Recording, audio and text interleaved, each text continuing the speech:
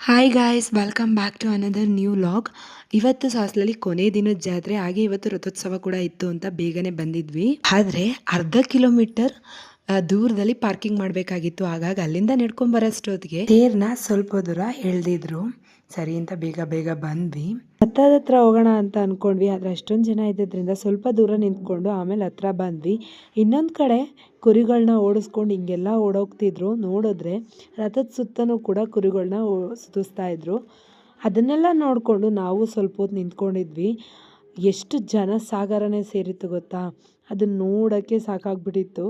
ಹಾಗೆ ಗಂಗಮ್ಮನ ಬಾವಿ ಹತ್ರ ಬಂದಿದ್ವಿ. ಇದು ಕೂಡ ಹೊಸ್ದಾಗಿ ಮಾಡಿದ್ರು. ಅದನ್ನ ನೋಡಿಕೊಂಡು ಊಟದ ಹತ್ರ ಬಂದ್ವಿ. ಊಟ ಎಲ್ಲ ಮುಗಿಸ್ಕೊಂಡು ದೇವಸ್ಥಾನದ ಹತ್ರ ದರ್ಶನ ಮಾಡೋಣ ಅಂದ್ಬಿಟ್ಟು ಒಳಗಡೆ ಹೋಗಿದ್ವಿ. ತುಂಬ ಜನ ಇದ್ದಿದ್ದರಿಂದ ಕ್ಯೂ ಅಲ್ಲಿ ಬಿಡ್ತಿದ್ರು. ತಾಯಿ ಅಲಂಕಾರ ಅಂತೂ ತುಂಬಾ ಚೆನ್ನಾಗಿ ಮಾಡಿದ್ರು. ಅದನ್ನ ನೋಡ್ಕೊಂಡು ಬರೋಷ್ಟೊತ್ತಿಗೆ ಉಯ್ಯಾಲೆ ಉತ್ಸವ ಮುಗಿದೋಗಿತ್ತು. ಈ ವರ್ಷ ಅಂತೂ ನಾವು ತುಂಬಾ ಅದೃಷ್ಟ ಮಾಡಿದ್ದೀವಿ. ಏಕೆ ಅಂದರೆ ತಾಯಿ ಜಾತ್ರೆ ನೋಡೋ ಭಾಗ್ಯ ಸಿಕ್ಕಿದೆ.